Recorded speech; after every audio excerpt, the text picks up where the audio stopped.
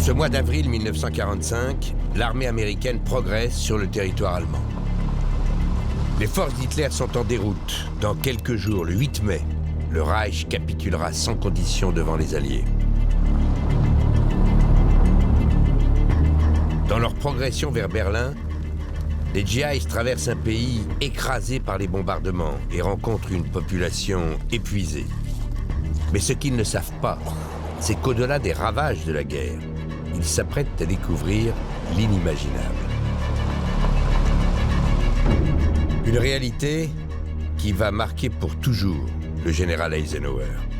Nous sommes le 12 avril 1945, le commandant suprême des forces alliées est venu en personne visiter le camp de concentration d'Ohrdorf en Allemagne.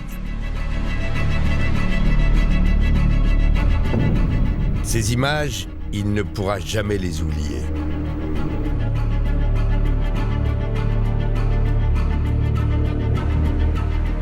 C'est la sidération et le choc. Il y a une trentaine de corps qui ont été laissés dehors à l'air libre. L'odeur est pestilentielle, il y a des charniers. Donc il y a quelque chose qui est au-delà de ce que l'on peut imaginer. Quelques jours plus tard, dans une lettre à l'un de ses généraux, Eisenhower écrit « Ce que j'ai vu est au-delà de toute description. Les preuves visuelles et les témoignages de famine, de cruauté et de bestialité étaient d'une telle force qu'ils m'ont rendu malade. » Camp après camp, photographes et journalistes sont conviés à venir découvrir de leurs yeux la réalité. C'était vraiment difficile pour les gens de croire à de telles atrocités. Certains reporters n'en reviennent pas. These are the foul, wretched remnants of human beings. Human beings like you and me.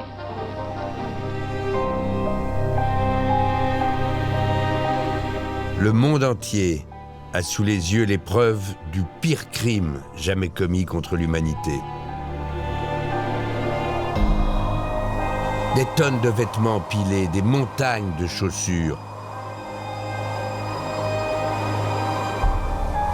des valises par milliers bouclées à la hâte pour un voyage sans retour.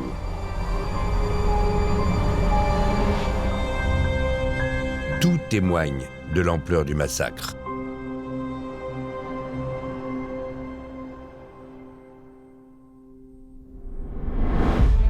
Ces images provoquent une onde de choc. Mais cette découverte est-elle réellement une surprise pour les Alliés?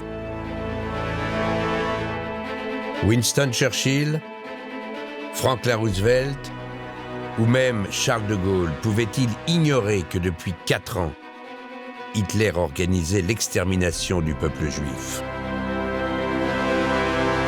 Ont-ils vraiment tout mis en œuvre pour que les criminels de guerre nazis soient traduits devant la justice? Ces questions soulèvent des faits restés longtemps dans l'ombre. Elles touchent l'un des plus grands tabous de la Seconde Guerre mondiale. C'est cette histoire que nous allons vous raconter.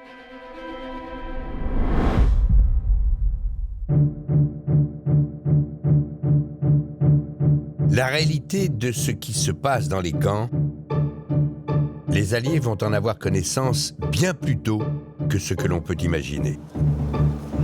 Nous sommes à Varsovie, en Pologne, en plein milieu de l'été 1940.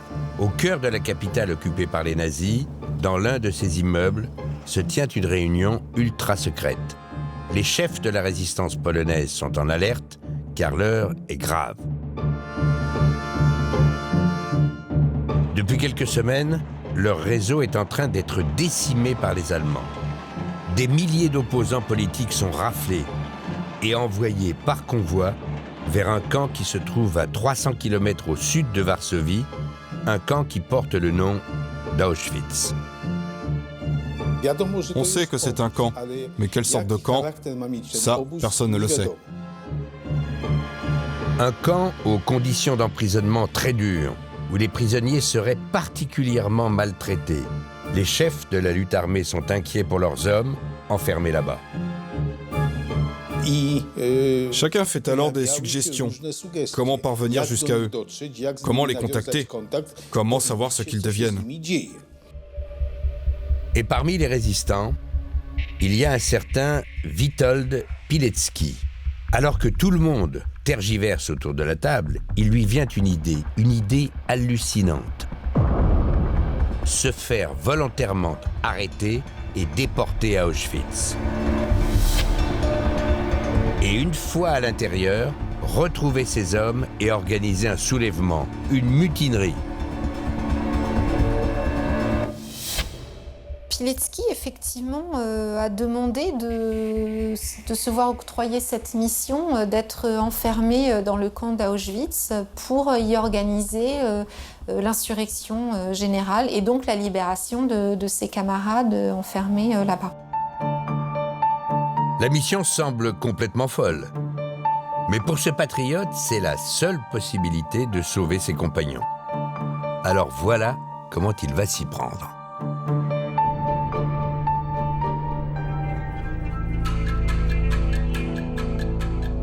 Pilecki connaît le quartier dans lequel les Allemands s'apprêtent à organiser des rafles prochainement. Alors il se débrouille pour y séjourner et il attend la prochaine vague d'arrestations. Quelques jours plus tard, au petit matin, sa stratégie fonctionne. Les nazis encerclent le quartier, ils pénètrent dans son immeuble au 40 de la rue Wojska Polskiego. Ils grimpent les escaliers jusqu'à l'appartement numéro 7. 75 ans plus tard, nous avons retrouvé la fille de Witold Pilecki. Zofia a aujourd'hui 82 ans et elle n'a rien oublié. Le SS a demandé s'il y avait des hommes. Alors mon père a ouvert la porte, il est sorti et il a été pris. Comme il l'avait prévu, Witold Pilecki est arrêté et déporté.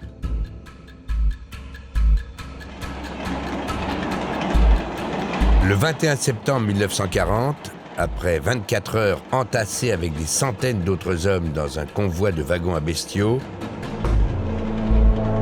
il arrive sur les lieux et bascule dans un autre monde. Sur les portes du camp, il découvre une devise « Arbeit macht frei », le travail rend libre. À l'automne 1940, Auschwitz est encore un petit camp de concentration. Les déportés, majoritairement des prisonniers polonais, y sont condamnés au travail forcé. Ils sont 1800. Placés sous haute surveillance, entourés de miradors et isolés du monde extérieur par des kilomètres de barbelés. Désormais, Pilecki l'infiltré devient le matricule 4859 et il découvre avec stupéfaction la vie des déportés à Auschwitz. Mon père ne savait pas où il était. Il se demandait si c'était un hôpital pour fous. Tous ces cris, ces hurlements et les coups, il les frappait, il les battait. Il y avait des chiens, des corps écorchés. Où suis-je? Où suis-je entré? Il était choqué. Il ne savait pas qu'il rencontrerait de telles conditions. Le choc était si effroyable. Rapidement, Pilecki comprend qu'ici, le travail tue. Car Auschwitz est un chantier permanent. Les ouvriers ne sont autres que les détenus eux-mêmes, une main-d'œuvre réduite en esclavage. Et quand on ne meurt pas de faim ou de froid, Pilecki en est témoin. On peut être la cible arbitraire des SS. Chaque jour, des exécutions sommaires ont lieu au bout de cette impasse, le long d'un mur qu'on appellera le mur des fusillés. Le camp de concentration, c'est le règne de l'arbitraire, même s'il y a un règlement, le règne de la terreur et le règne de la loi du plus fort. Et ce qui choque particulièrement Pilecki, c'est que dans ce camp, il y a une population qui est encore plus maltraitée que les autres. Une population encore minoritaire en 1940, mais que les SS ciblent en priorité. Ce sont les Juifs. Les déportés juifs d'un camp de concentration sont destinés aux tâches les plus dures, ont des conditions de vie encore plus difficiles que les autres, bref, sont de toute façon d'ores et déjà traités différemment. Un système de terreur généralisé qui pousse le résistant polonais à changer ses plans. L'urgence, c'est de faire savoir au monde extérieur ce qui se passe à Auschwitz. Alors, il va organiser une sorte de réseau de résistants parmi les prisonniers. Il va choisir des hommes qu'il connaît de l'extérieur, c'est-à-dire des membres de la résistance polonaise et des gens qu'il a côtoyés par ailleurs avant son entrée à Auschwitz. Mais pour faire savoir ce qui se passe ici, au monde extérieur, encore faudrait-il pouvoir sortir du camp. Or, a priori, s'évader d'Auschwitz, c'est impossible. Le camp est une véritable forteresse. Le bloc des détenus est quadrillé par les SS, entouré par une double clôture de barbelés et une série de miradors, et ceinturé par un mur de béton. Un lieu dont on ne peut pas s'évader. Et pourtant, Pilecki va trouver un moyen de tenter cet exploit. Et ce, grâce à des co-détenus qui sont prêts à prendre tous les risques, comme par exemple Kazimir Pirovski. À l'époque, il n'a que 19 ans et il va mettre au point une évasion spectaculaire. Lui et 3 complices présentent leur plan à Pilecki lors d'une promenade dominicale. En fait, on faisait semblant de nous pencher. Puis alors, on faisait mine de faire nos lacets. Et c'est juste pendant qu'on se penchait, c'est à ce moment-là qu'on lui a donné l'info. Cette mission périlleuse n'a que très peu de chances de réussir, mais Pilecki les encourage. Car si lui veut rester dans le camp pour continuer d'être témoin de ce qui s'y passe, l'évasion de Kazimir lui permettra de faire sortir un message pour informer le monde extérieur. Pilecki disait que ça allait être difficile de passer par le portail principal. Mais il nous a dit d'y aller quand même. Par sécurité, Pilecki ne veut pas leur confier un texte écrit. Alors il exige que l'un des compagnons de Kazimir apprenne son message par cœur.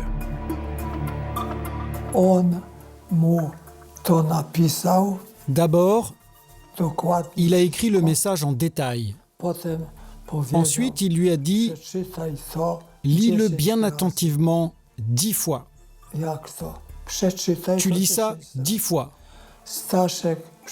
Maintenant, est-ce que tu peux me dire, sans le lire, tout ce qu'il y a dans ce rapport? C'est ton rapport. Tu l'as à présent dans la tête. C'est ton rapport. Tout est là, gravé dans la tête. » À midi, à l'heure du déjeuner, Kazimir et ses 3 co-détenus mettent leur stratagème à exécution. Ils sortent tous les 4 de leur baraquement comme si de rien n'était et se dirigent vers l'extrémité du camp, du côté des infrastructures nazies. Ils se séparent alors en 2 groupes. Kazimir et 2 de ses complices se dirigent vers l'entrepôt où sont stockés les uniformes des SS. Pour ce faire, ils avaient préparé leur intrusion en ouvrant l'une des réserves de charbon, en laissant ouverte une trappe de la réserve de charbon, ce qui fait que par cette réserve en sous-sol, ils ont pu pénétrer de l'intérieur dans l'entrepôt de la SS. Il leur a fallu ensuite monter au 2e étage où se trouvait la chambre des uniformes SS. Alors Casimir casse la serrure et entre dans l'entrepôt et dérobe ainsi 4 uniformes. Pendant ce temps, le 4e compagnon, le mécanicien de la bande, s'introduit, lui, dans le garage des SS. Il était si compétent que lorsque les SS n'arrivaient pas à réparer leur voiture, il la lui confiait. Il savait tout réparer. C'était un mécanicien hors pair. L'homme s'installe au volant de la voiture du commandant du camp, une Steyr 220, un véhicule assez puissant pour garantir la réussite de l'évasion. Les 3 faux SS le rejoignent alors à bord. L'équipe est prête à passer l'étape la plus délicate, franchir le portail principal gardé par les SS. Ils avançaient et puis à la toute fin, semble-t-il, puisque les grilles ne se sont pas ouvertes, eh bien Pierowski dit y être allé au culot. Il affirme avoir insulté les SS pour leur dire de se dépêcher d'ouvrir les grilles parce qu'ils n'avaient pas que ça à faire. Et donc ils ont obéi, ils ont ouvert les grilles. Casimir et ses 3 co-détenus réussissent l'impensable, s'évader d'Auschwitz en plein jour et, comble de l'ironie, se faire ouvrir les portes du camp par leur bourreau. En quelques minutes, ils sont loin. Et à partir de maintenant, le message de Pilecki entame un incroyable périple. Confié à la résistance polonaise à Varsovie, il va passer par l'Allemagne jusqu'à la zone libre en France, franchir la frontière espagnole et, ultime étape, rejoindre par la mer la Grande-Bretagne.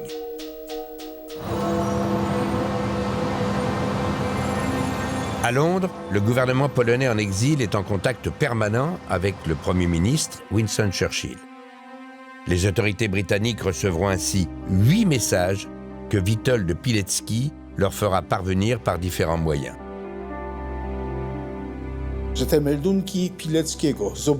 Les rapports de Pilecki parvenaient effectivement à Londres et aux Alliés. C'est la meilleure preuve que son travail a servi à quelque chose et qu'il a accompli la mission pour laquelle il était dans le camp.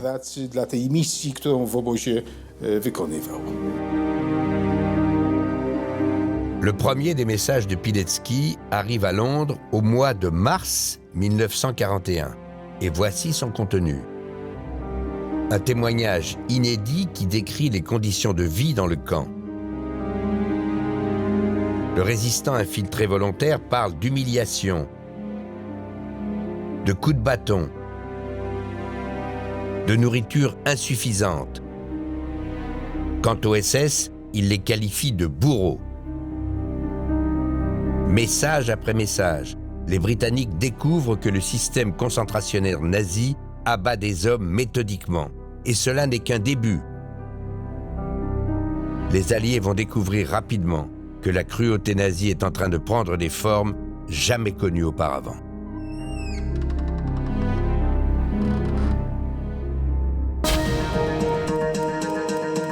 Nous sommes maintenant au cœur de l'été 1941. Winston Churchill reçoit sur son bureau un dossier confidentiel alarmant. Il est écrit à garder sous clé, ne doit jamais sortir de ce bureau. Ces informations proviennent des services secrets britanniques. Il s'agit de messages radio de l'armée allemande qui ont été interceptés. Et selon ces messages, depuis quelques mois, les nazis organisent des massacres de grande ampleur sur le front de l'Est contre les Juifs. On nous rapporte un nouveau massacre de Juifs en Ukraine dans les messages du 27 août 1941. Ou encore, le bataillon de police 302 revendique avoir tué 4200 Juifs sans perte de son côté. Les SS rapportent qu'ils ont tué 3000 Juifs ici, 4000 Juifs là-bas, et ils font état d'autres fusillades de Juifs et de personnalités communistes. Les rapports s'accumulent sur son bureau. et le Premier ministre britannique comprend alors la terrible réalité.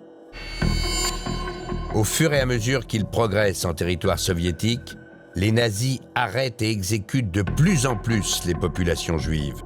Ce que l'on appellera plus tard la Shoah par balle. Plus d'1 million de victimes.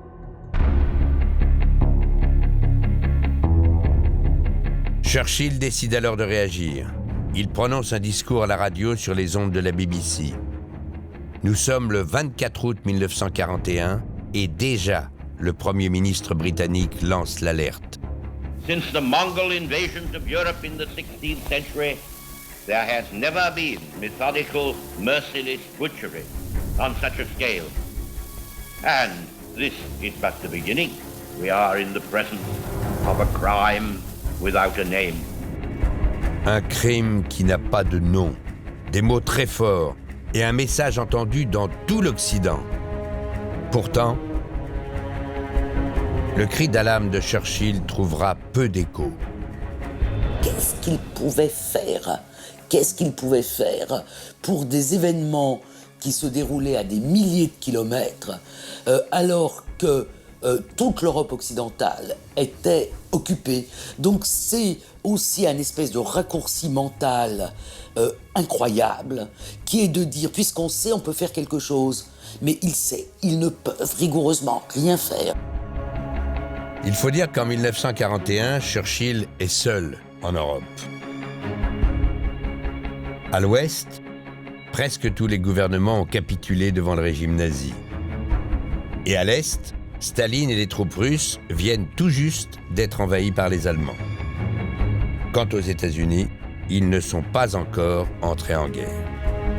Le cri d'alerte de Churchill passe donc inaperçu. Et ce qu'il ne sait pas encore, c'est que dans le plus grand secret, Hitler est en train d'organiser un projet totalement insensé. Un crime qui dépasse l'entendement.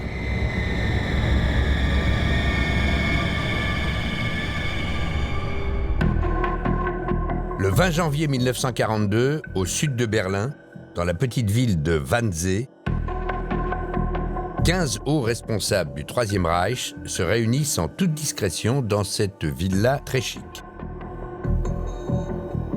Leur but ? Mettre au point ensemble les aspects pratiques d'un programme ultra secret. Pour pouvoir déporter et assassiner les Juifs, il faut pratiquement que toutes les administrations nazies mettent la main à la pâte. Et ça, c'est Wannsee. Pendant 2 heures, ils discutent de logistique, avec pour seul objectif l'élimination de tous les Juifs d'Europe. Pour cela, ils les ont recensés pays par pays. Au total, 11 millions de personnes. Puis ils mettent en place les modalités de leur arrestation et de leur transport vers les lieux d'extermination. Car ce qu'ils veulent, c'est accélérer les cadences. Parmi les participants, il y a le très zélé Adolf Eichmann, l'un des hauts responsables des affaires juives auprès du régime nazi. Adolf Eichmann rédige ensuite le compte-rendu de la réunion. Ils fument des cigares, ils boivent du cognac, et c'est une réunion normale. Ils prennent toutefois quelques précautions. Des mots comme « tuer »,« assassiner » ou « exterminer » ne sont jamais employés. À la place, ils préfèrent une expression plus abstraite. « Die Endlösung der Judenfrage », littéralement « la solution finale de la question juive ». Leur plan doit à tout prix rester confidentiel. Ils ont très probablement conscience qu'ils transgressent quelque chose et que cette transgression, c'est-à-dire l'assassinat d'hommes, de vieillards, de femmes, d'enfants, de bébés, c'est quelque chose qui n'est pas admissible. En principe, seuls Hitler et sa garde rapprochée sont au courant. Pourtant, l'information va filtrer. Et c'est un homme de l'intérieur même du Troisième Reich qui va la transmettre aux Alliés. Un homme qui a joué un rôle capital et dont l'identité est pourtant restée l'un des plus grands secrets de l'histoire contemporaine.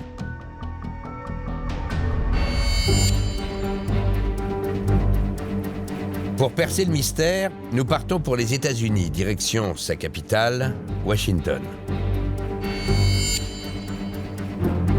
C'est ici que se trouvent ceux qui ont permis de découvrir le nom de ce héros inconnu. Il s'agit de deux historiens, Walter Laqueur et Richard Brightman, deux universitaires de renom qui ont mené l'enquête. Je pense qu'il était beaucoup plus important que Schindler, parce que Schindler a fait de grandes choses. Il a sauvé des milliers de personnes, mais ce messager, lui, voulait en sauver des millions. C'était un héros ignoré.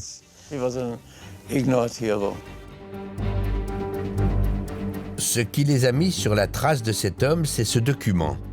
Un télégramme daté du 29 août 1942. Il est adressé au Congrès juif mondial à New York et il dévoile le projet des nazis. Reçu rapport alarmant concernant plan discuté au quartier général du Führer pour exterminer d'un seul coup tous les juifs des pays contrôlés par l'Allemagne, soit 3,5 à 4 millions de personnes. L'expéditeur de ce télégramme est anonyme. Il n'est désigné que par quelques mots. Un informateur connu comme étant proche des hautes autorités allemandes et dont les rapports sont considérés comme fiables. Personne aux États-Unis, y compris au plus haut sommet de l'administration, ne connaît sa véritable identité. C'est le plus grand secret de l'Holocauste. Richard Brightman et Walter Laqueur, les deux historiens américains, ne sont parvenus à résoudre l'énigme du mystérieux informateur qu'après des années de recherche. J'exultais. C'est le plus grand défi que j'ai eu à relever dans toute ma carrière. Et c'est sûrement la plus grande satisfaction que j'ai jamais eue. Une incroyable histoire qui démarre en Allemagne, en Silésie, dans la ville de Breslau. C'est ici que se trouve celui qui va trahir Hitler. Il s'appelle Eduard Schulte. Schulte, c'est un grand bourgeois. Il est marié et père de 2 garçons. Un chasseur qui passe ses week-ends en forêt et ses soirées en compagnie du gratin de la région. Sa prospérité, il la doit à ses usines. Il est à la tête de l'une des plus grandes fabriques minières d'Allemagne. Il emploie plus de 30 000 personnes. Son entreprise produit du zinc, un matériau nécessaire à la fabrication de munitions, un secteur clé en temps de guerre. Voilà pourquoi il côtoie régulièrement les officiels du régime nazi.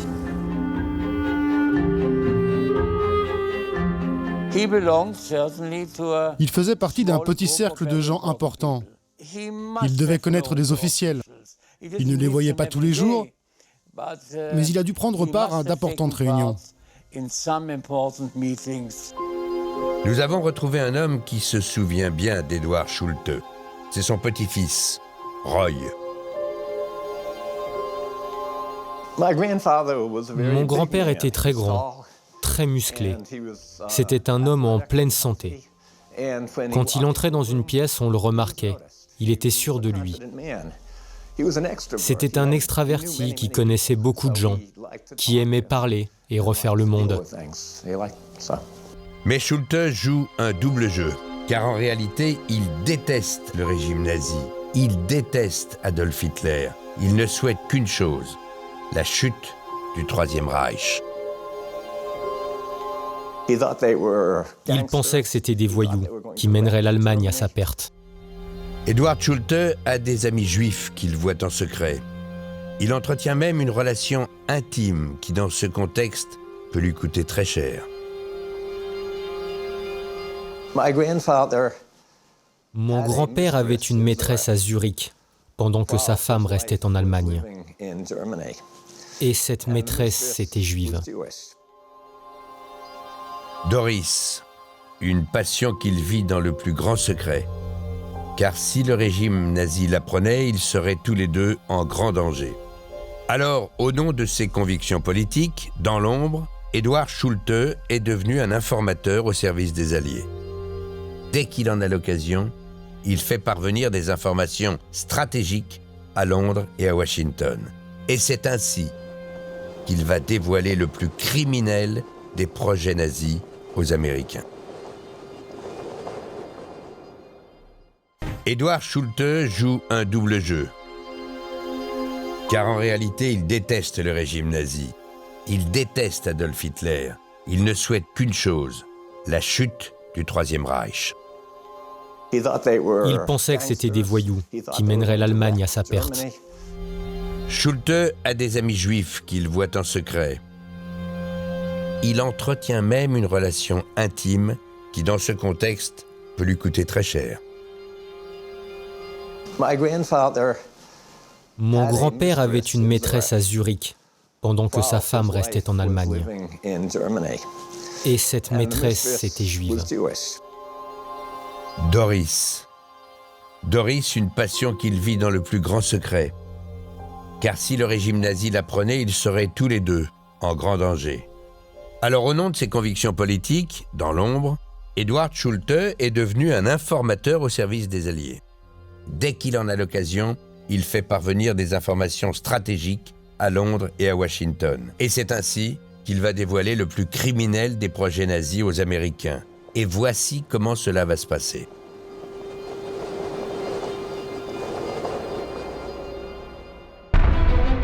Dans son entreprise, il emploie un certain Otto Fitzner, un homme très introduit auprès des milieux nazis, auquel Schulte soutire, à son insu, des informations précieuses.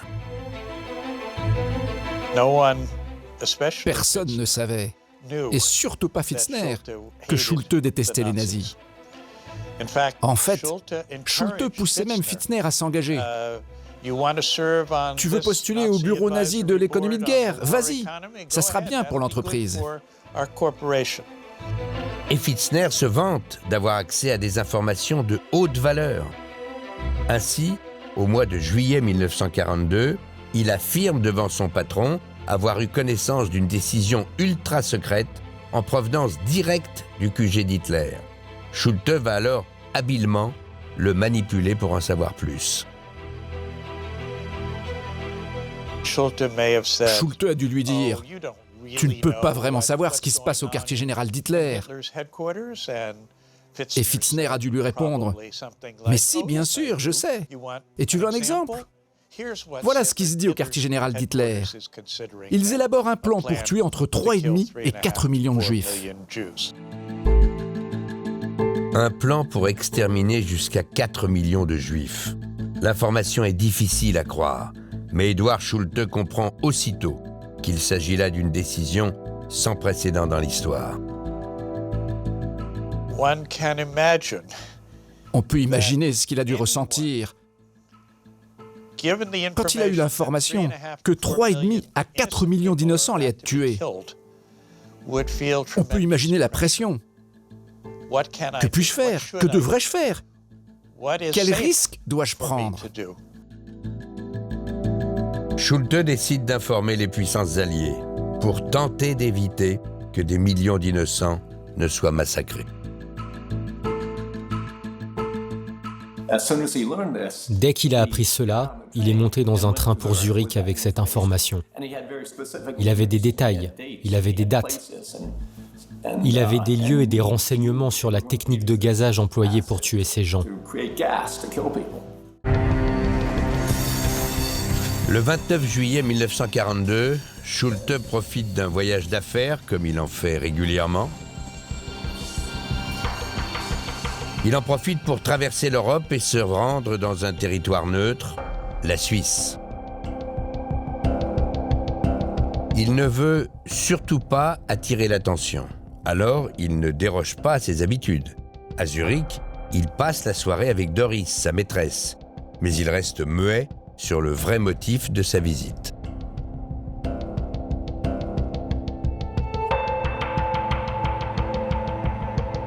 Le lendemain, en revanche, il s'éclipse pour un rendez-vous extrêmement discret.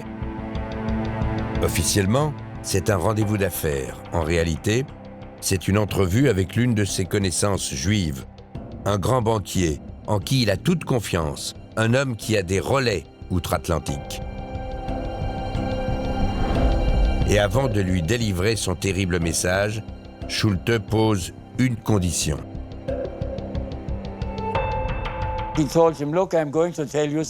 Je vais te dire quelque chose, mais je veux ta parole d'honneur que mon nom ne sera jamais révélé. Le banquier lui promet qu'il préservera son anonymat. Alors Schulte délivre son information.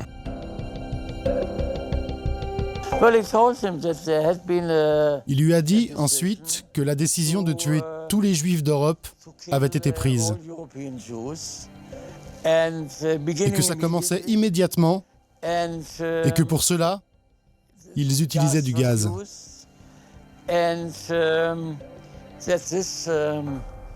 Il lui a dit que ces actes terribles avaient commencé et continuaient. C'est ainsi que le fameux télégramme est envoyé à New York et arrive sur le bureau du représentant américain du Congrès juif mondial, le rabbin Stephen Wise. Et le 24 novembre 1942, Stephen Wise convoque tous les médias américains à une grande conférence de presse.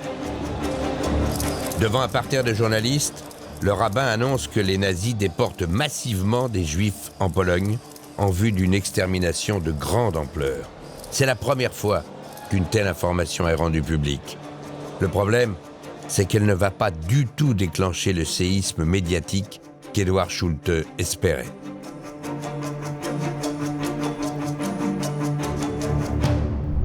Le lendemain, le New York Times titre à la une sur les dernières nouvelles du front de l'Est et de Stalingrad. Pour lire l'information tonitruante de Schulte, il faut ouvrir le journal et se rendre en page 10. Coincé entre deux photos, l'information se résume à une simple dépêche, 5 paragraphes courts et factuels, dans lesquels on peut lire qu'une campagne d'extermination a lieu dans les territoires européens occupés par les nazis. La réalité, c'est que l'information semble si ahurissante que personne ne la trouve crédible.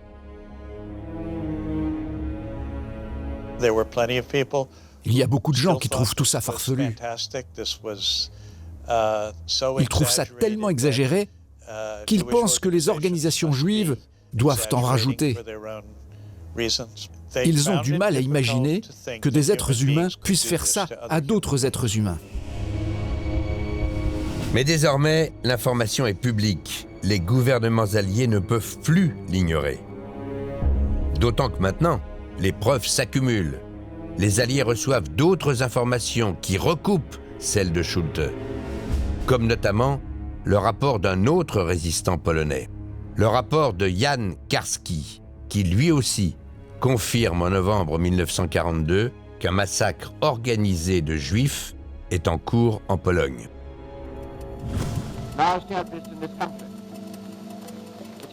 Alors, quelques jours plus tard, le 17 décembre 1942, les représentants des Alliés, dont Churchill, Roosevelt, Staline et même le général de Gaulle, se mettent d'accord.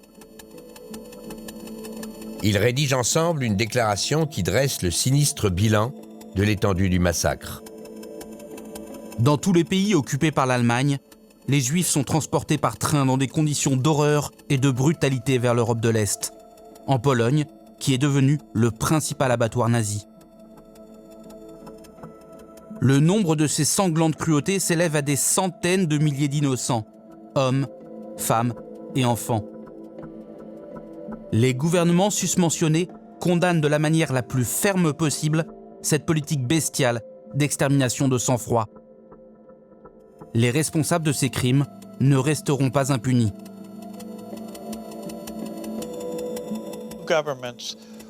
Les gouvernements voulaient montrer aux populations concernées qu'ils faisaient quelque chose au sujet des massacres de masse, notamment de Juifs.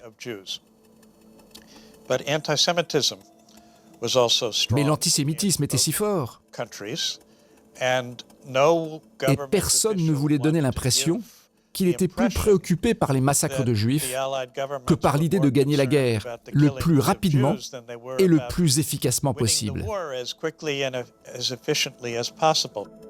Les Alliés ne dépassent donc pas le stade de la déclaration.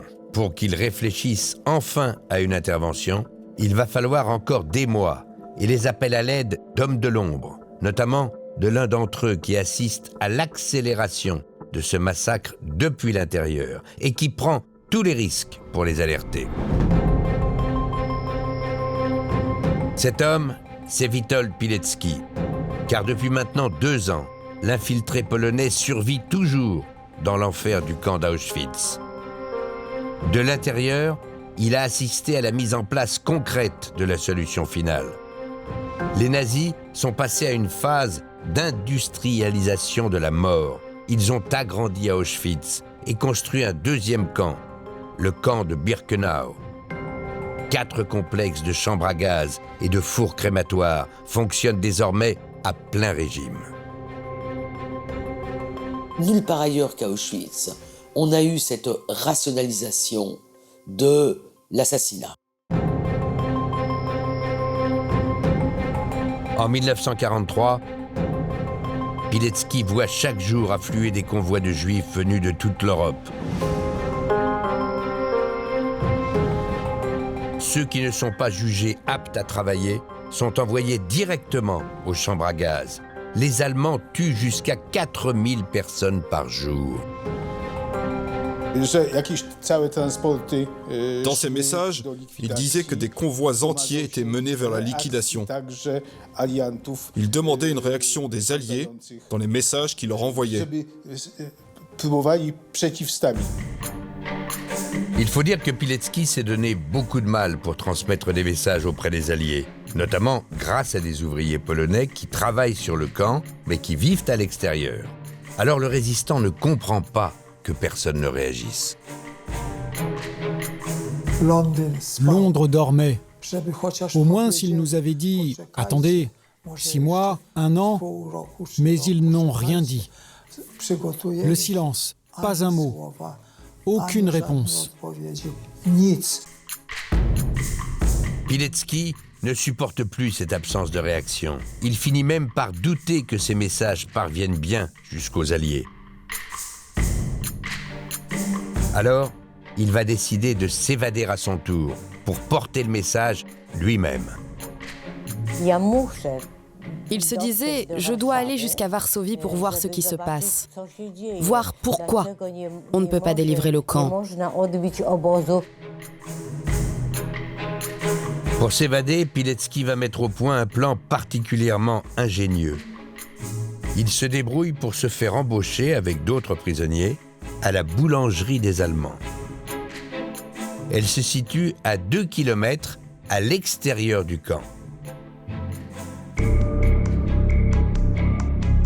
Et le 26 avril 1943, pendant la nuit de Pâques, et alors que beaucoup de SS sont en congé, Witold Pilecki et 2 de ses complices boulangers vont profiter d'un moment où la surveillance se relâche.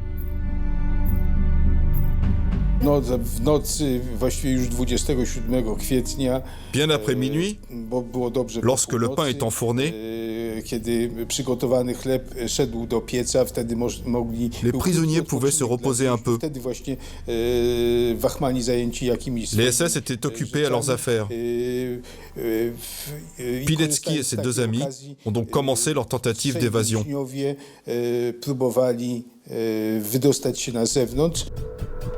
En quelques minutes, ils coupent les fils des alarmes et dévissent la barre de fer qui protège la porte.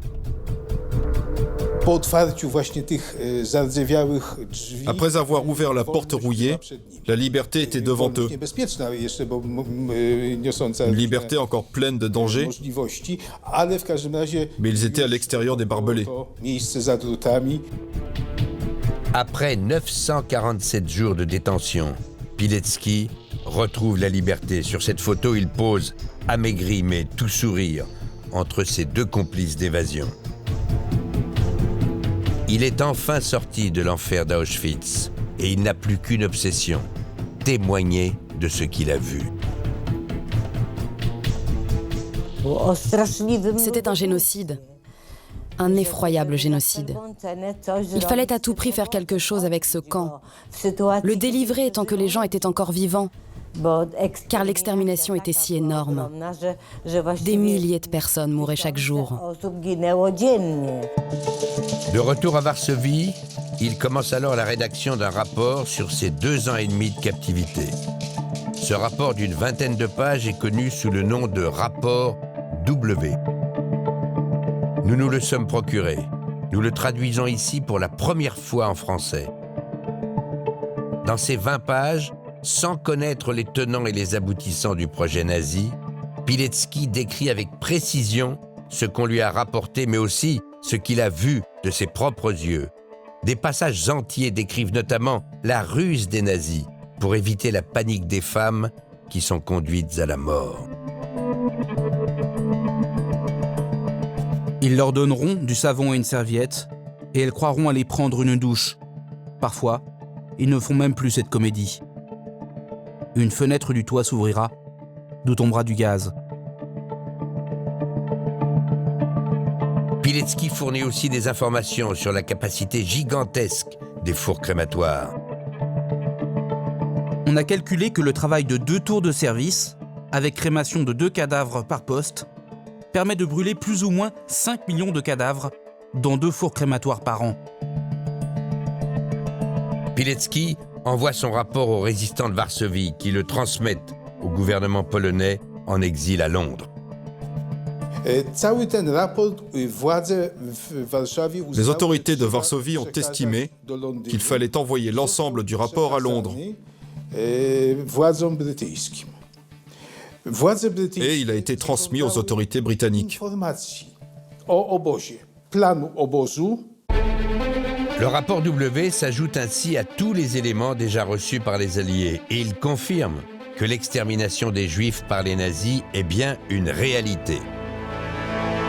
Alors, quelques mois plus tard,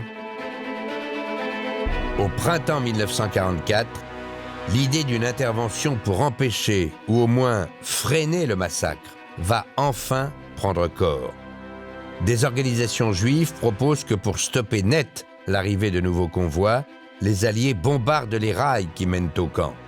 Mais cette option va être rapidement écartée. Cela n'avait pas de sens de demander aux militaires de bombarder les voies ferrées. Les Allemands réparaient les rails facilement. Ils les réparaient en quelques jours, parfois en quelques heures. On ne pouvait pas demander aux pilotes de partir pour une mission aussi dangereuse alors qu'elle n'aurait pas eu d'effet tangible. Une seconde option va alors séduire le Premier ministre britannique Winston Churchill. Détruire le cœur du dispositif en larguant des bombes directement sur les chambres à gaz et les fours crématoires.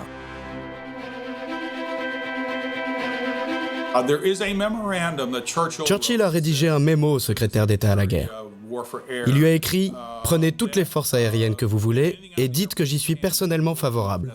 Donc, en principe, Churchill y était favorable. Malgré l'appui de Churchill, le bombardement d'Auschwitz ne sera jamais vraiment considéré comme une option sérieuse par les états-majors alliés. D'abord, pour une raison toute simple, c'est qu'à l'époque, les moyens militaires manquent cruellement de précision. L'expression « bombardement de précision » est contradictoire. Parfois, les bombes tombent à des kilomètres de la cible. Et si vous ne touchez pas les chambres à gaz et les fours crématoires, vous tuez simplement des prisonniers et vous n'obtenez aucun résultat. Plus de 100 000 prisonniers vivaient dans des baraquements à côté des fours crématoires. Donc la probabilité de massacrer des prisonniers et de ne pas toucher les fours crématoires était importante. Mais il y a surtout une autre raison. Depuis des mois en réalité, les Alliés ont fait leur choix. Les camps sont loin d'être une priorité. La ligne officielle consistait à dire que la meilleure chose que l'on pouvait faire, c'était de concentrer tous les efforts pour gagner la guerre et ainsi sauver le plus de vies possible. Pourtant, au printemps 1944, les avions alliés vont bien aller au sud de la Pologne et frapper des usines allemandes qui se trouvent à seulement 5 km d'Auschwitz. Frapper les chambres à gaz du camp d'extermination était donc matériellement et humainement possible. Et aujourd'hui, certains historiens estiment que bombarder les camps aurait permis de sauver des vies. On peut imaginer qu'ils auraient pu sauver des dizaines de milliers de personnes.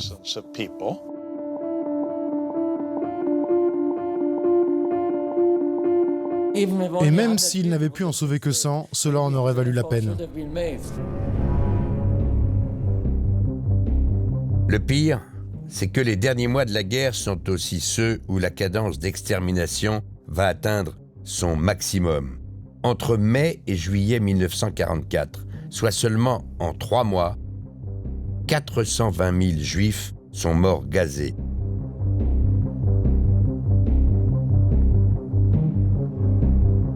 Quand l'armée rouge libère les premiers camps d'extermination en Pologne, elle prend la mesure de l'ampleur du massacre. En 5 ans, des millions d'hommes et de femmes ont été assassinés. 6 millions de Juifs ont été exterminés.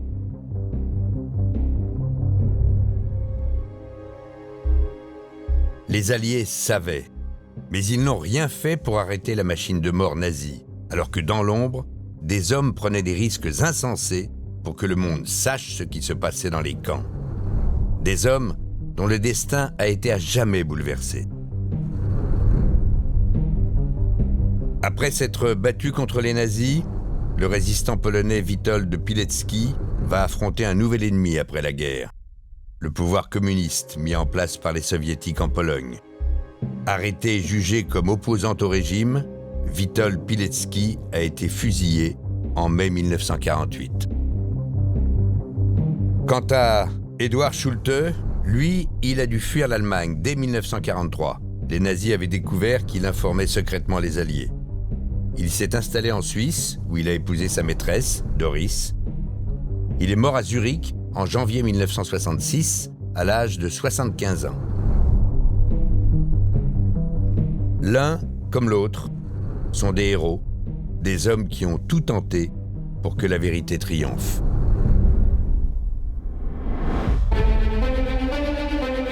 Mais alors, si les Alliés n'ont pas empêché les crimes, vont-ils au moins punir les criminels ?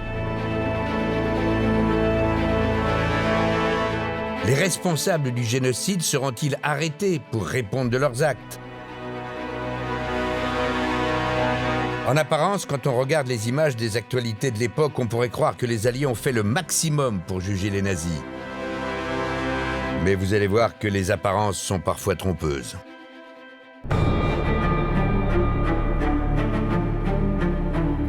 À Nuremberg, en Allemagne, le 20 novembre 1945, s'ouvre l'un des plus grands procès de l'histoire.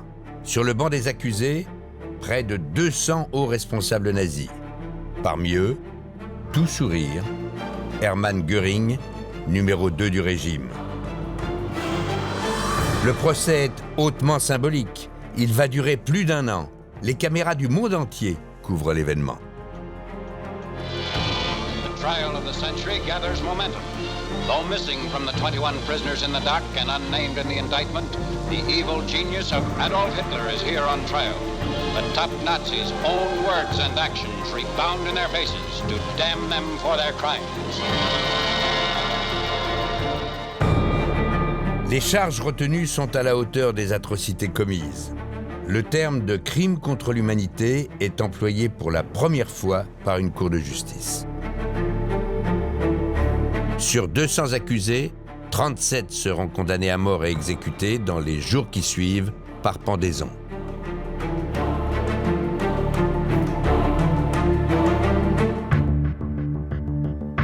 Mais si justice a été rendue pour ces hauts responsables, en réalité, sur le banc des accusés, ils devraient être bien plus nombreux. Dans ce document, les Alliés ont identifié les criminels de guerre nazis. Sur plusieurs centaines de pages, ils les ont répertoriés un par un. Et la liste compte au total plus de 30 000 noms.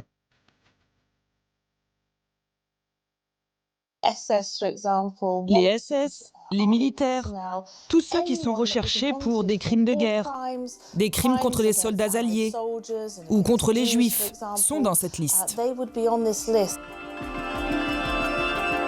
Parmi tous ces noms, certains résonnent encore aujourd'hui, comme Adolf Eichmann, le grand organisateur des camps de la mort. Le docteur Joseph Mengele, médecin-chef à Auschwitz, qui s'est livré à des expériences médicales sur les déportés. Ou encore Klaus Barbie, surnommé le boucher de Lyon, le chef de la Gestapo, responsable de l'arrestation et de la déportation de centaines de juifs. 30 000 nazis listés, pour chacun d'entre eux une affectation. Camp de Mauthausen, Dachau ou encore Auschwitz. Est mentionné également le crime qu'il aurait reproché. Meurtre et torture reviennent le plus souvent. Si la quasi-totalité d'entre eux sont absents aux différents procès organisés par les Alliés, c'est parce que ces criminels n'ont désormais plus qu'un objectif: échapper à la justice.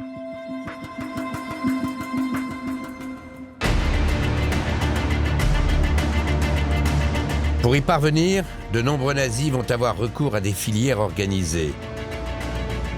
Bénéficier en secret de l'appui d'institutions officielles et profiter de complicités au-dessus de tout soupçon. Environ 150 000 personnes ont commis des crimes de guerre sous le Troisième Reich. Seuls 50 000 ont été arrêtés. Alors qu'est-il arrivé aux 100 000 autres? Ils n'ont pas pu disparaître. Il y a eu en fait un réseau d'exfiltration organisé pour échapper à la justice. On appelle ça la route des rats. Des réseaux ultra sophistiqués qui vont permettre à des milliers de nazis de fuir loin, très loin. Des cavales qui vont les mener parfois à l'autre bout du monde, mais qui commencent en pleine campagne allemande. Nous sommes à l'été 45, au nord du pays, dans une ferme comme celle-ci, un agriculteur coule à l'époque des jours tranquilles. Il s'appelle Friedrich Neumann. Mais contrairement aux apparences, cet homme est loin d'être un simple paysan. Tout cela n'est qu'une couverture. Ce fermier est en réalité un officier SS. Son vrai nom, Rudolf von Alvensleben, l'un des patrons de la police en Ukraine qui a sur les mains le sang de près de 5000 victimes civiles exécutées par balle. Des juifs et des tziganes. Son nom apparaît d'ailleurs sur le fameux listing des criminels de guerre. Il est l'un des nazis les plus recherchés. Pendant la guerre, c'était un haut responsable SS en charge de la police et de la sécurité. Il était l'un des proches collaborateurs d'Himmler. Et en même temps, il vient d'une grande famille aristocrate. À tous les niveaux, c'est donc un nazi de très haut rang. C'est vraiment un personnage important. 90% des criminels de guerre à l'époque se terrent à la campagne. Souvent, ils ont pu ainsi rester incognito dans leur propre pays, sans se faire prendre et même vivre paisiblement. Mais parfois, ils ont dû changer leur plan. Et c'est ce qui va arriver à Rudolf von Alvensleben.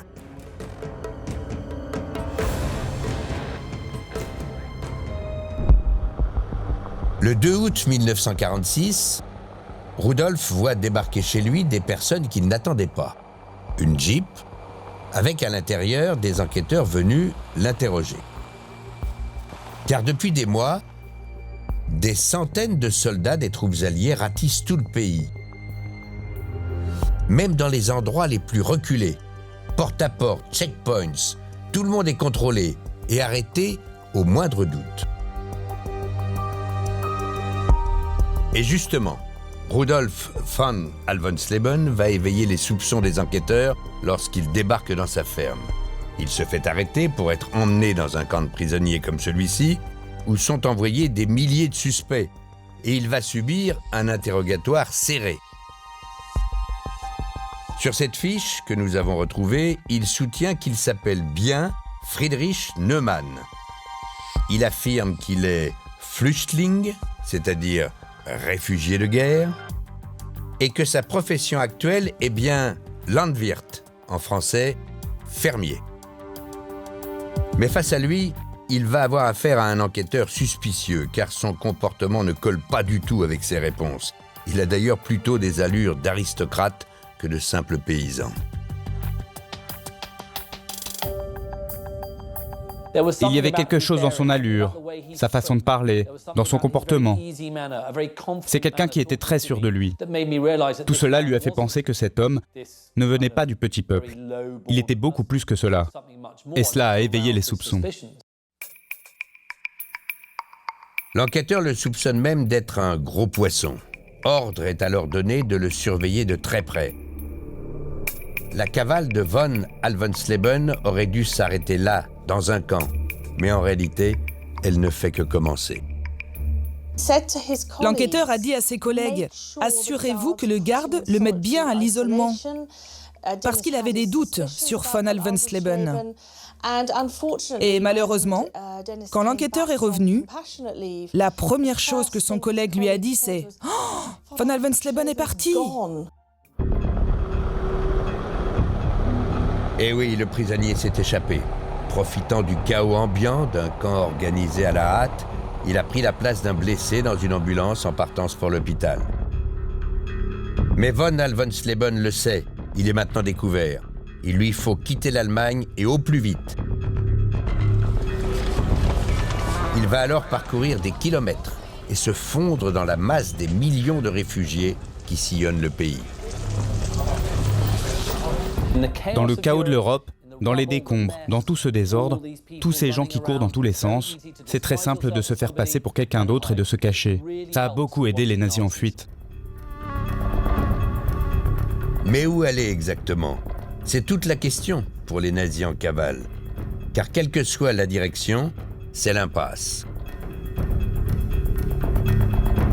Toute l'Allemagne est encerclée. Au nord, il y a la barrière de la mer. À l'est, les soviétiques procèdent à des exécutions expéditives. Et à l'ouest, les Alliés ont massé leurs troupes. Reste alors une option, une toute petite brèche au sud du pays, à 150 km de la frontière.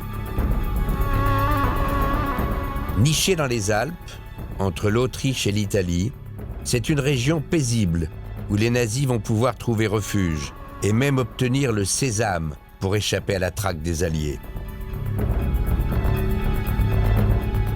Cet endroit, c'est le Sud-Tyrol, une petite région qui possède un statut très particulier à cette époque.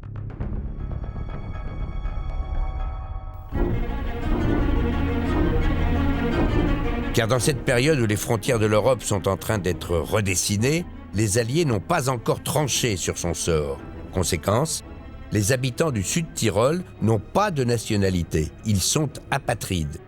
Une anomalie administrative qui n'a duré que quelques mois, mais dont de nombreux nazis vont profiter. Et parmi eux, par exemple, von Alvensleben. Il va se rendre sur place et il va trouver bon accueil, car beaucoup de Tyroliens sont germanophones et n'ont jamais caché leurs affinités avec le régime d'Hitler. Ici, on ne pose pas beaucoup de questions. Vous allez trouver beaucoup de gens qui vont vous aider. Vous avez besoin d'un lieu où rester? Restez à Bolzano, dans la ville ou bien là-haut, dans la montagne. C'est un endroit très très accueillant pour un nazi. Quant aux autorités administratives locales, elles se montrent elles aussi bienveillantes. Elles ne font aucune difficulté pour délivrer de nouveaux papiers d'identité, une couverture toute neuve pour les nazis en fuite. C'est ainsi que Rudolf von Alvensleben devient officiellement Kremart Theodoro. Il s'invente même un nouveau passé. Il est maintenant d'origine italienne. Son père s'appelle lui aussi Teodoro, sa mère Anna. Une nouvelle identité totalement légale et surtout, l'officier SS bénéficie du fameux statut d'apatride. Un détail essentiel car cela va lui permettre d'obtenir facilement un titre de voyage, c'est-à-dire une sorte de passeport pour quitter l'Europe. Le Sud-Tyrol était une région importante pour tous ces gens. Il y avait des facilités administratives pour peut-être obtenir des papiers d'identité ou un document de voyage. Tout ce qui leur permettra de continuer leur fuite. Et pour décrocher le fameux passeport, les nazis vont avoir recours à des réseaux d'une efficacité redoutable, avec à leur tête des hommes haut placés et a priori au-dessus de tout soupçon. Désormais, Rudolf von Alvensleben devient officiellement Kremart Teodoro. Il s'invente même un autre passé. Il est maintenant d'origine italienne. Son père s'appelle lui aussi Teodoro. Sa mère Anna. Une nouvelle identité totalement légale, mais surtout, l'officier SS bénéficie du fameux statut d'apatride. C'est la condition indispensable pour obtenir un titre de voyage, une sorte de sésame qui sera la clé pour quitter l'Europe.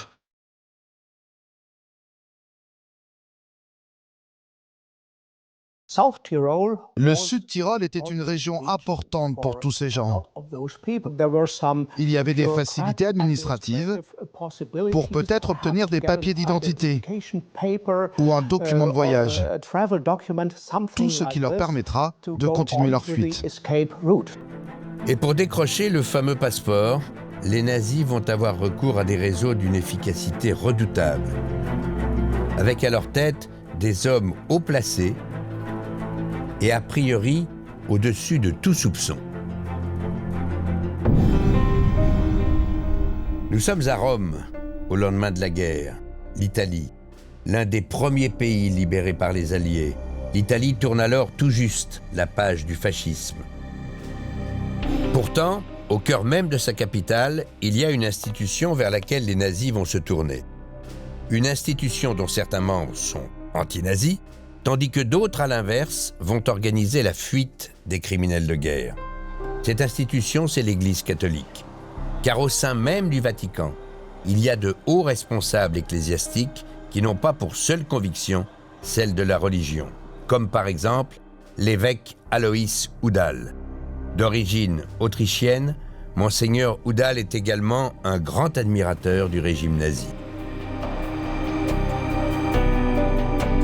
Il était de notoriété publique qu'il était le plus proche ami des nazis à l'intérieur du Vatican. Avant la guerre, Alois Udall a même écrit un livre dont le titre affiche clairement ses positions. Les fondements du national-socialisme. Un livre dans lequel il essaie de réconcilier le catholicisme et le nazisme.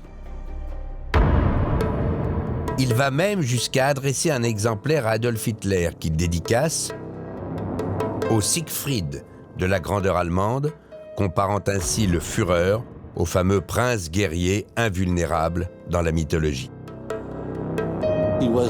C'était un membre d'honneur du parti et un supporter ardent du Troisième Reich. Il roulait dans Rome avec un drapeau du Grand Reich, du moins jusqu'à l'arrivée des Alliés. Mais alors que le Reich vient de tomber, Alois Udall va utiliser tout son pouvoir pour aider les fugitifs nazis.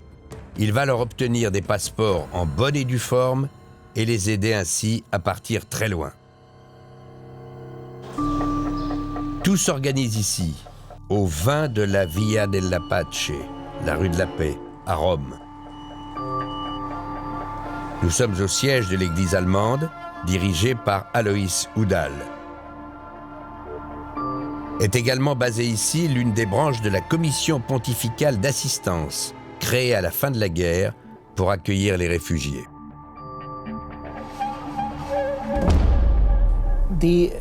L'Église catholique était très importante pour ces réfugiés. En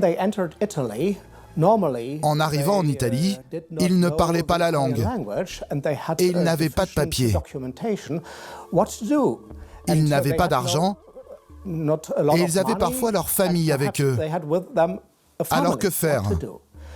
Ils commençaient à chercher des contacts et le premier pour la plupart d'entre eux, c'était l'Église catholique. Mais cette commission, dont il est l'un des patrons, Udall ne va pas hésiter à en détourner la fonction. Car l'évêque n'aide pas seulement les miséreux, il porte également une attention toute particulière à d'autres types de réfugiés, des criminels nazis qu'il va même accueillir chez lui. Parfois, Udall cachait des Allemands chez lui.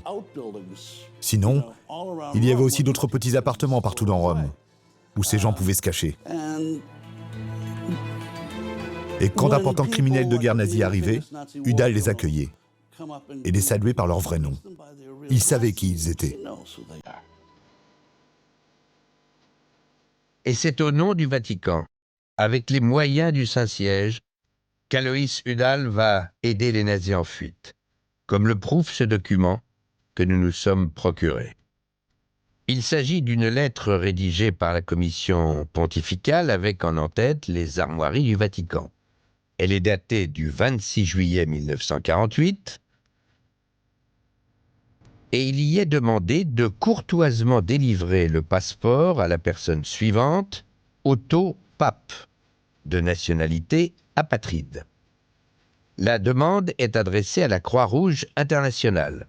Si cela peut paraître aujourd'hui surprenant, à l'époque, l'Europe est dans un tel chaos que l'association humanitaire se voit confier la mission de fournir des passeports aux réfugiés qui veulent émigrer. Mais avant de délivrer le précieux document, la Croix-Rouge impose plusieurs conditions. Être apatride et fournir soit un témoin qui confirme l'identité du demandeur, soit une caution morale. Alors, quoi de mieux qu'une lettre comme celle-ci, avec la caution du Vatican représentée par un évêque comme Aloïs Udall? C'est la garantie absolue de décrocher un passeport. La chef de la Croix-Rouge locale raconte qu'elle donnait à Udall tout ce qu'il demandait. C'était un évêque après tout. Bien sûr qu'elle allait croire un homme d'église. Il lui disait quel nom mettre et à quelle date le signer, et elle le faisait. Elle ne pensait pas à mal, elle. Et résultat, le jour même, la Croix-Rouge délivre le passeport demandé au dénommé Otto Papp. Mais cet Otto Papp, à la moustache bien soignée, n'est pas franchement un réfugié comme les autres. C'est le nazi le plus recherché d'Italie. Son vrai nom est Erich Priebke. Capitaine SS, officier de la Gestapo à Rome, il est accusé d'avoir assassiné 335 Italiens, exécutés d'une balle dans la tête. Des centaines d'innocents, certains âgés de seulement 14 ans, ont été amenés dans une cave et exécutés par Priebke. C'est Priebke qui a ordonné tout cela. Il était l'un des criminels de guerre les plus recherchés de l'histoire de Rome. Et c'est pourtant ici même, à Rome, qu'Erich Priebke a pu obtenir son sésame pour partir très loin, quitter le continent et se mettre ainsi à l'abri de toute poursuite. Et si cela était possible, c'est donc grâce au réseau dirigé par Aloïs Udall. Et ce n'est pas le seul nazi que l'évêque va aider. Il y en a des dizaines d'autres, parmi eux les plus recherchés d'Europe, comme Adolf Eichmann, le docteur Mengele ou Klaus Barbie. Mais les autorités du Vatican sont-elles au courant de tels agissements? Est-il possible qu'Aloïs Udall ait ainsi obtenu de faux papiers à plusieurs criminels de guerre sans que les plus hautes sphères de l'Église ne s'aperçoivent de rien? Une chose est sûre, en juin 1947, un rapport classé top secret a révélé l'existence de ces filières et les a signalées au plus haut niveau. un rapport destiné à l'administration américaine. L'enquête a été menée par les services secrets des États-Unis et son contenu fait l'effet d'une bombe. Son titre : Les mouvements d'immigration clandestins en Italie. Sur 30 pages, on y explique en détail comment les émigrés parviennent à quitter l'Italie illégalement. Et parmi ces émigrés clandestins, le rapport pointe du doigt les nazis allemands. Il y a eu et il y a encore de nombreux groupes de nazis allemands qui viennent en Italie dans le seul but d'obtenir des papiers d'identité fictifs, passeports et visas. Mais surtout, le rapport dénonce les filières qui aident ces clandestins. Et parmi ces filières, c'est le Vatican qui est cité comme coupable numéro 1. Le Vatican est bien sûr la plus importante des organisations impliquées dans le déplacement illégal des émigrants.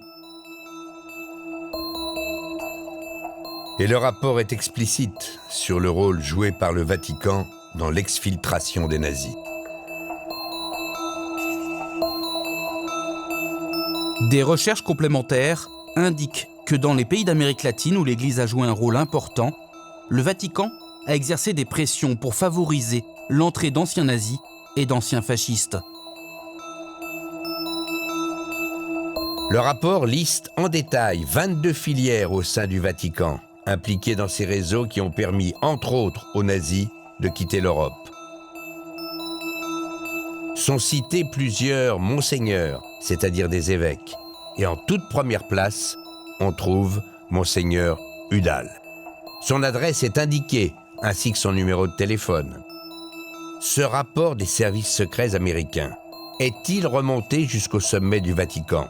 Le pape de l'époque, Pie XII, en a-t-il eu connaissance? Impossible de l'affirmer, car le Vatican refuse encore aujourd'hui de déclassifier ses archives. Mais pour de nombreux spécialistes, c'est extrêmement probable. On n'imagine pas qu'un rapport de cette importance n'arrive pas sur le bureau du pape. Quand on dit le bureau du pape, c'est vraiment le bureau du pape, car Pie XII, à cette époque-là, n'a pas de secrétaire d'État. En temps normal, ces rapports arrivent sur le bureau du secrétaire d'État, c'est-à-dire du Premier ministre du Vatican.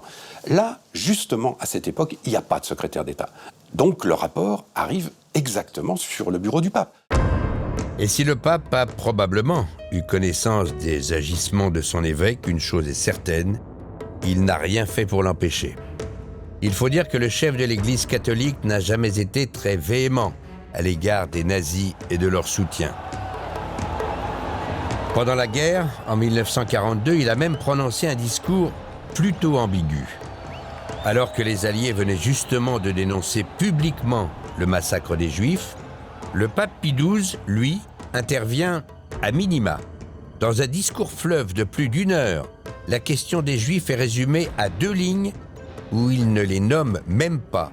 Il évoque simplement, je cite, « des centaines de milliers de personnes qui, sans aucune faute de leur part, et parfois pour le seul fait de leur nationalité ou de leur race, ont été vouées à la mort ou à une extermination progressive. » Il n'y a pas eu cette phrase forte du pape. Le seul fait de ne pas avoir employé le mot juif. Alors il emploie le mot race, mais il n'emploie pas le mot juif.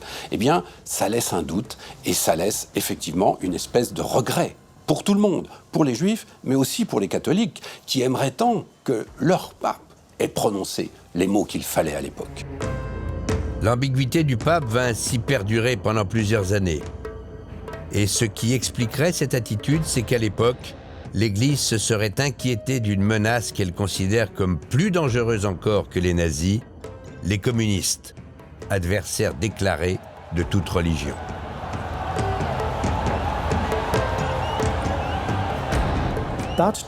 À cette époque, en 1946-47, l'Italie allait peut-être devenir communiste après les élections. La situation était donc très délicate, car si le communisme gagnait du poids politique dans le pays, cela serait la pire situation pour l'Église catholique. Donc que faire ? Que ce soit pour des raisons politiques ou idéologiques, Des centaines de nazis ont pu se procurer un passeport et échapper aux Alliés grâce à des complicités au sein de l'Église. Et une fois le précieux document en main, certains de ces criminels fugitifs vont trouver un refuge. Il s'agit d'un État où l'on met tout en œuvre pour qu'il soit en sécurité et puisse échapper à la traque des Alliés. Des centaines d'entre eux vont y être accueillis, comme Priebke, Klaus Barbie ou Eichmann. Cet État se trouve à 12 000 km de l'Italie, de l'autre côté de l'Atlantique. C'est l'Argentine.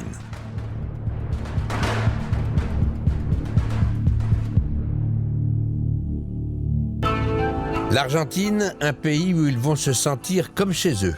Il suffit de se rendre dans les écoles pour s'en rendre compte. En plein milieu de l'Amérique du Sud, on trouve des classes entières de petites têtes blondes. Car depuis le 19e siècle, l'Argentine est une terre d'immigration très prisée des Allemands. En 1945, ils sont déjà près de 240 000 attirés par l'économie florissante du pays. Et une partie de cette population adhère aux idées du Troisième Reich, faisant même d'Hitler une idole. C'est donc le pays idéal où se réfugier pour des criminels nazis. D'autant que l'homme le plus puissant du pays, le président argentin lui-même, va leur offrir son hospitalité et sa protection. Juan Perón est un dictateur à la main de fer et il voue depuis des années une grande admiration aux régimes fascistes européens. Il admirait Mussolini. Il a essayé de copier certaines mesures fascistes pour les appliquer en Argentine. Pas celles qui étaient agressives, mais plutôt les mesures sociales. Il admirait également la culture allemande et surtout l'armée allemande. Et c'est justement le savoir-faire de l'armée allemande que Juan Perón convoite, car il a une obsession. Il veut moderniser son pays et son armée par tous les moyens. Alors il ne va pas hésiter à accueillir sur son sol des milliers d'Allemands en fuite, dont beaucoup de nazis. Perón voulait des nazis parce qu'il pensait que beaucoup d'entre eux avaient le genre de connaissances techniques qui lui permettraient de développer de nouvelles armes de guerre et une nouvelle forme d'industrie. Alors Juan Perón va mettre en place un système extrêmement organisé pour exfiltrer les nazis depuis l'Europe sous le nez des Alliés.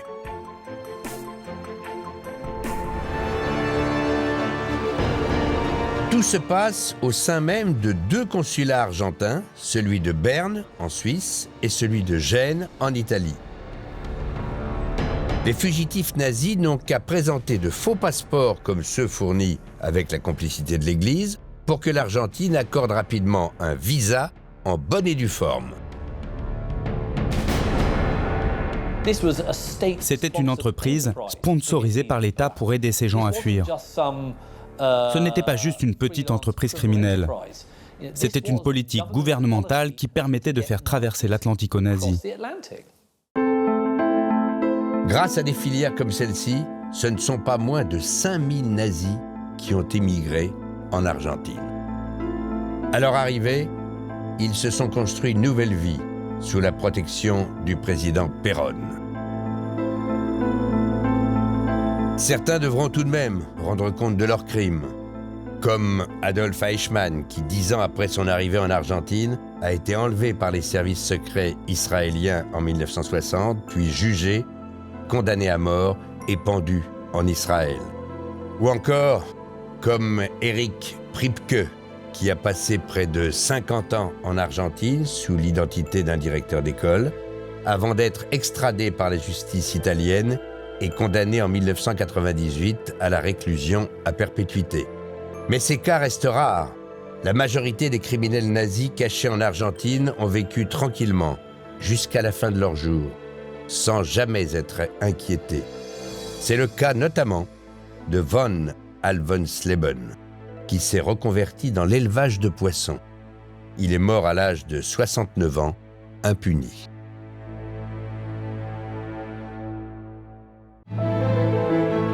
4 février 1945, sur les bords de la mer Noire, dans une petite station balnéaire soviétique du nom de Yalta. Une réunion de la plus haute importance s'apprête à commencer. Une réunion qui va décider de l'avenir du monde. Sont présents le Premier ministre anglais, Winston Churchill, le président américain, Franklin Roosevelt, et le leader soviétique, Joseph Staline. S'ils se réunissent ce jour-là, c'est parce qu'ils le savent. La victoire est à portée de leurs mains. En effet, sur le terrain, les forces allemandes ont subi de très lourdes pertes. Elles sont en repli sur tous les fronts. À l'est, les troupes de Staline sont aux portes de Berlin. À l'ouest, les Alliés traversent la France et s'apprêtent à envahir l'Allemagne. La chute du Troisième Reich n'est plus qu'une question de semaines. Les 3 futures grandes puissances l'ont déjà décidé. Leurs troupes vont occuper l'Allemagne. Et tout l'enjeu maintenant, c'est de se partager le gâteau. On a tracé sur la carte de l'Europe des zones d'occupation confiées aux Soviétiques, aux Américains, aux Britanniques et même aux Français. On est dans un changement de données géopolitiques. Mais derrière les sourires de façade, en coulisses, une toute autre bataille se joue entre les 3 hommes. Car ce qu'on ignore souvent, c'est que les dirigeants alliés réunis à Yalta convoitent bien plus que les territoires de l'Allemagne vaincue. Chacun d'entre eux veut mettre la main également sur le trésor le mieux gardé du Reich. Un trésor qui donnera à celui qui s'en emparera une puissance incomparable. Un trésor technologique. Car depuis le début du conflit, dans le plus grand secret, le régime nazi a investi des sommes colossales dans la recherche scientifique de pointe. En projet, des armes révolutionnaires, des armes puissantes et destructrices, destinées à leur donner l'avantage. Nous savions que l'Allemagne avait des scientifiques de haut niveau qui travaillaient sur des armes ultramodernes. C'est la technologie des chars, c'est la technologie des sous-marins, c'est bien sûr l'éventuel programme atomique allemand dont on ne sait pas grand-chose. Et parmi ces armes, il y en a une qui intéresse particulièrement les Alliés. Une arme redoutable que seuls les Allemands ont réussi à mettre au point.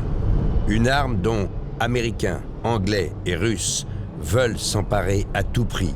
Car le premier qui mettra la main sur cette technologie prendra un avantage décisif pour les années à venir.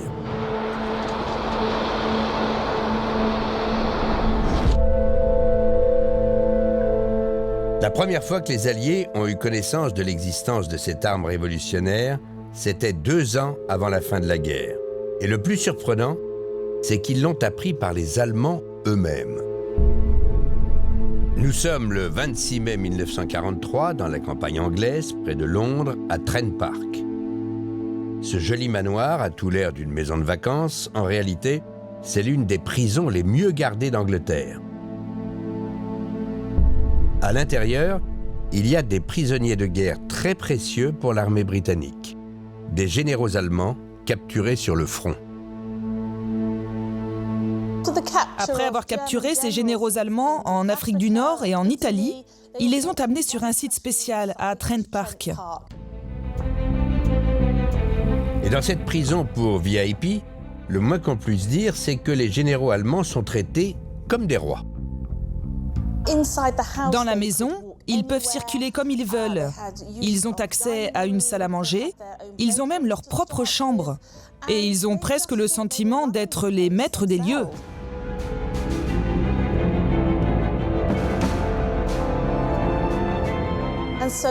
Et les généraux arrivent là, ils se relaxent et ils sont si flattés.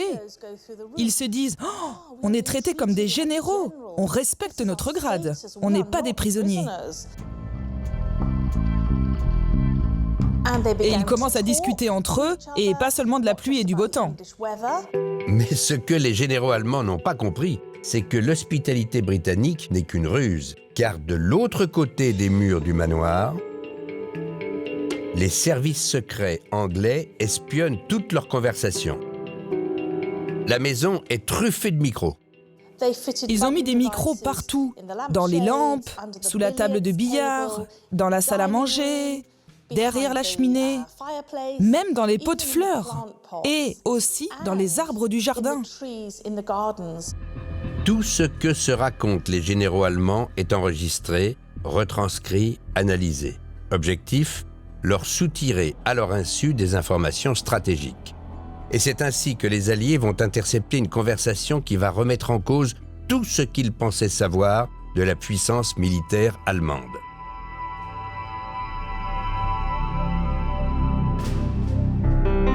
Nous avons eu accès aux archives des services d'espionnage britanniques.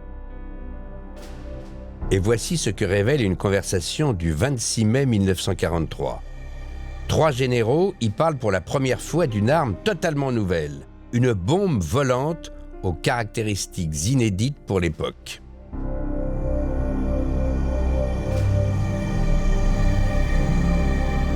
Les choses semblent mal tourner pour notre armée de l'air.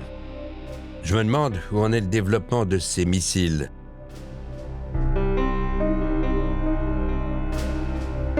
J'en ai vu un qui a été mis au point il y a quelque temps. J'étais là aux premiers essais. Il avait une portée de 150 à 200 km. Des bombes volantes d'une portée de 200 km. Les espions anglais n'avaient jamais entendu parler d'armes pareilles. Ça leur semble même difficile à croire. Les chefs se demandent si ce n'est pas de la fiction. Et très vite, ils réalisent que c'est bien la réalité. Quelque chose a été développé, quelque chose d'incroyablement mortel. Et ils en parlent même comme quelque chose qui peut faire gagner la guerre à l'Allemagne. C'est du sérieux. Et dans cette même conversation, les Anglais s'aperçoivent que ces bombes volantes sont potentiellement une menace pour la Grande-Bretagne elle-même. Pourquoi ne pas positionner ces missiles sur la côte française et tirer sur l'Angleterre? Une hypothèse qui fait froid dans le dos aux Britanniques. Si ces armes peuvent atteindre Londres en plein cœur, il faut les retrouver et les neutraliser au plus vite. Cela devient une priorité pour les services de renseignement anglais. Le rôle des services secrets, c'est de vérifier, de croiser.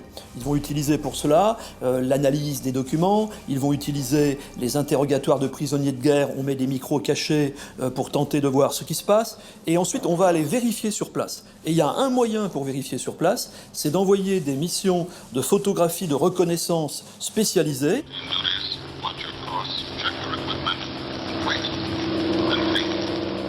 La Royal Air Force possède des centaines d'avions de reconnaissance qui survolent et photographient régulièrement le territoire allemand. Lors de l'un de ces vols, des pilotes anglais vont découvrir un site militaire allemand qui semble abriter des armes pas vraiment conventionnelles. À la pointe nord de l'Allemagne, près de la mer Baltique, les avions espions ont pris des clichés surprenants au-dessus d'une zone qui s'étend sur plusieurs kilomètres et qui porte le nom de Peenemünde. Vu du ciel, difficile d'identifier quoi que ce soit, mais les experts anglais ont repéré de précieux indices. Au nord du site, un bâtiment de plusieurs mètres de haut qu'ils ont identifié comme une tour de contrôle. Quelques mètres plus loin, de longues structures verticales qui sont certainement des sortes de rampes de lancement, mais plus important. À l'ouest, un engin métallique allongé, un peu étrange, une sorte d'avion sans ailes, à la silhouette élancée. Au mois de juin 1943, ils identifient sur des clichés de Peenemünde un objet totalement nouveau, et cet objet, c'est clairement une fusée. Une fusée de ce genre. Un engin futuriste. Une énorme roquette comme on n'en a encore jamais vu sur les champs de bataille dans les années 40. L'info remonte immédiatement au plus haut niveau de l'État à Londres. Et dès qu'il est informé, le Premier ministre anglais Winston Churchill prend une décision radicale. Les 17 et 18 août 1943, près de 500 avions britanniques traversent la Manche pour bombarder la base de Peenemünde.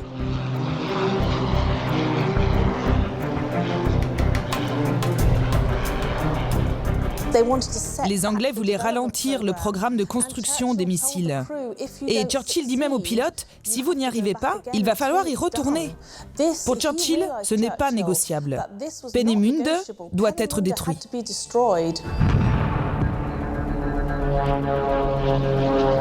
L'attaque est très lourde et les Britanniques pensent avoir détruit les roquettes, mais ils se trompent.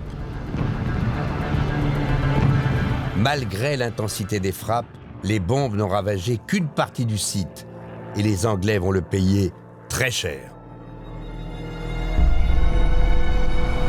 Le 13 juin 1944, Londres est en pleine effervescence. Quelques jours plus tôt, les Alliés ont réussi le débarquement sur les plages de Normandie.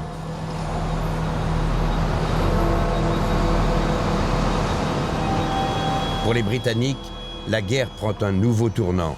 Leur morale est au plus haut, quand, subitement, de drôles d'engins s'abattent sur la cité. Des missiles rapides chargés d'explosifs.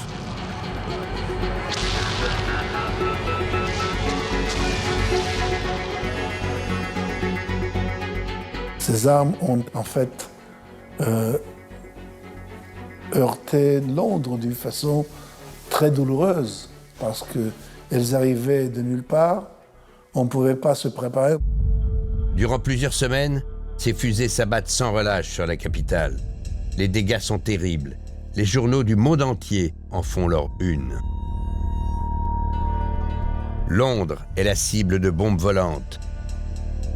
Les bombes volantes tuent 2752 personnes et en blessent 8000 autres. 100 à 150 bombes par jour. L'évacuation a commencé lundi. Les habitants de Londres fuient la ville. Plus d'1 million de personnes vont alors se réfugier à la campagne. Les écoles, les hôpitaux, les églises, rien ni personne n'est épargné.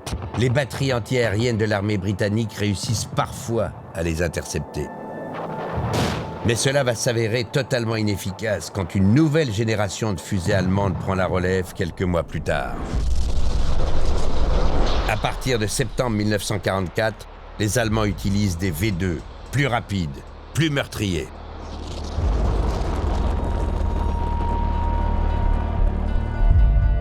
La fusée V2, c'est un objet révolutionnaire au sens étymologique du terme.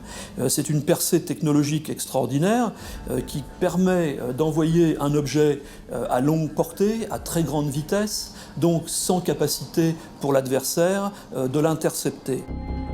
Plus de 1000 engins de ce type vont s'abattre sur Londres en 8 mois. Et les V2 vont aussi frapper les forces alliées sur le continent, notamment en Normandie, près de Paris et en Belgique. Les ennemis du Reich n'avaient jamais été confrontés à une technologie si avancée. Alors maintenant que la chute des nazis semble proche, chacun des alliés va se fixer un nouvel objectif. Être le premier à s'emparer des fusées d'Hitler.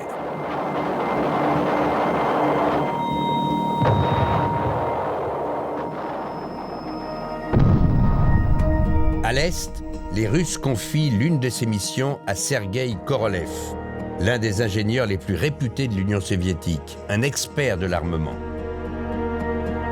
En France, le général de Gaulle donne carte blanche à Henri Moureux, le chef du laboratoire de la police de Paris, qui a étudié de près les V2. Mais ceux qui ont une longueur d'avance, ce sont les Anglais et les Américains. Ces derniers ont confié la mission à un ingénieur militaire, le major Stever. L'US Army a envoyé sur le continent européen, à la suite de l'armée américaine, une mission spéciale qui est dirigée par le Major Stever, qui a une solide formation d'ingénieur, pour mettre la main sur les éléments clés du programme V2, mettre la main sur des ingénieurs, mettre la main sur des archives, mettre la main sur des fusées V2 intactes. Robert Stever n'a que 28 ans. Et derrière ce beau visage au regard rêveur, se cache un officier déterminé, prêt à tout pour être le premier à s'emparer des missiles. La course est désormais lancée et les Alliés ne vont se faire aucun cadeau. Le major Stever commence ses investigations à Londres en février 1945. Il étudie les archives des services de renseignement à la recherche d'une information. Il veut trouver le nom de l'ingénieur allemand qui a mis au point les fusées V2. Et dans l'une des conversations enregistrées entre les généraux allemands à Trent Park, il va trouver ce qu'il cherche. Cette conversation date du 10 juin 1944. Les généraux parlent d'un scientifique qui serait le responsable du programme de fusée. Le docteur Von Braun est un ingénieur extrêmement talentueux. Il était responsable du développement des missiles. À l'époque, nous avions besoin de roquettes pour développer des bombes anti-chars. Lorsque les prisonniers et les généraux ont commencé à parler d'armes secrètes, des fusées V1 et V2, et plus précisément de la découverte de Von Braun, alors l'information a été communiquée aux Américains. Ce docteur Von Braun est-il donc le créateur des V2? À Londres, Américains et Anglais vont mettre les bouchées doubles pour en savoir plus. Et ils ne vont pas être déçus. Werner von Braun, le voici.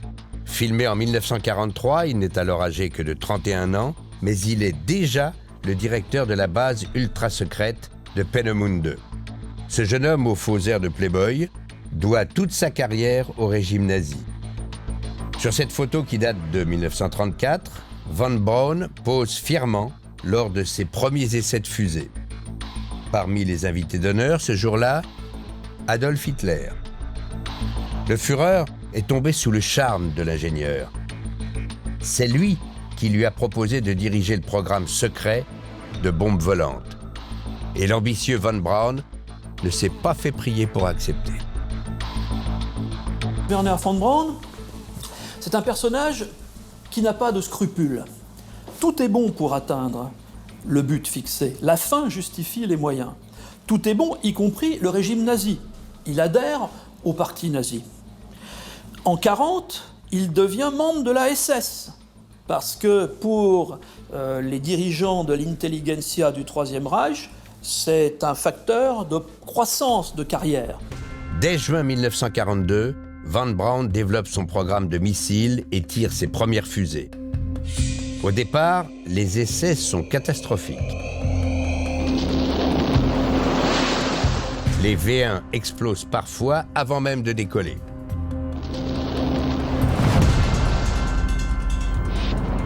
Il faut 5 mois de mise au point pour que Von Braun parvienne à maîtriser le vol des roquettes.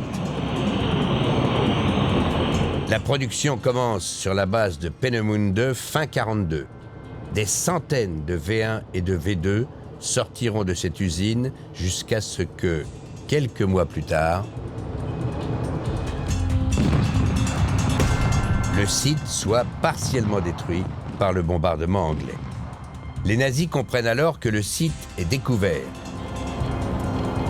Ils décident de déménager l'usine ailleurs en Allemagne. Et pour la camoufler, ils se lancent dans un projet plutôt surprenant. Le seul moyen de protéger des productions vitales pour l'avenir du régime, c'est de les enterrer, de construire des usines souterraines qui se retrouveraient ainsi protégées des bombardements stratégiques alliés. Les équipes de Von Braun se mettent à la recherche d'un site souterrain. Leur choix se porte sur une ancienne mine désaffectée située à 200 km au sud de Hanovre, en plein centre de l'Allemagne, le site de Dora. Ce site, baptisé Dora, offre tout un réseau de tunnels souterrains profonds, une cachette idéale vis-à-vis des avions de reconnaissance anglais. Mais pour reconstruire l'usine et pour fabriquer les fusées, Von Braun a besoin d'ouvriers, de milliers d'ouvriers. Alors Dora va devenir bien plus qu'une simple usine. Un camp de concentration. Nous avons retrouvé l'un des survivants du camp. Il s'appelle Christian Dessau, il a 89 ans.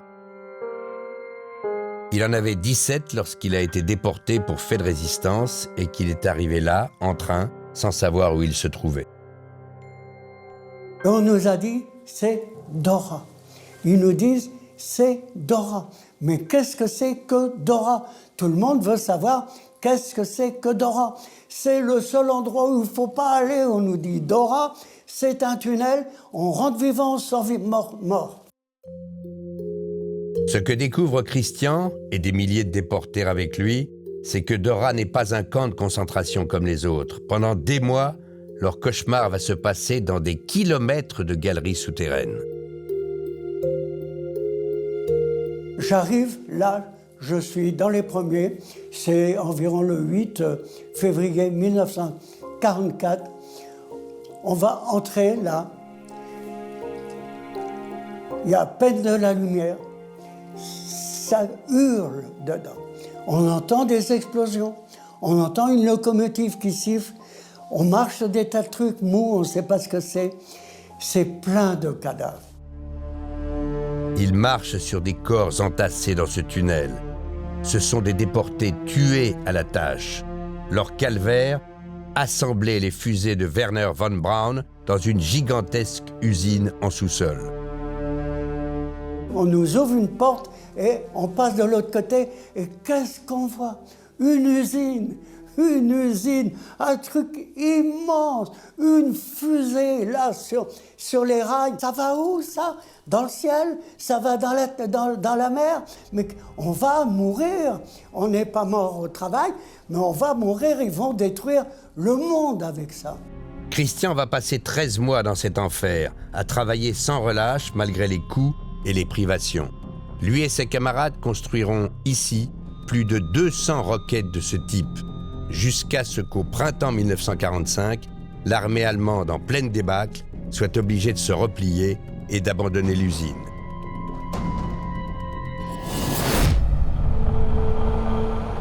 Les Américains arrivent sur place le 11 avril.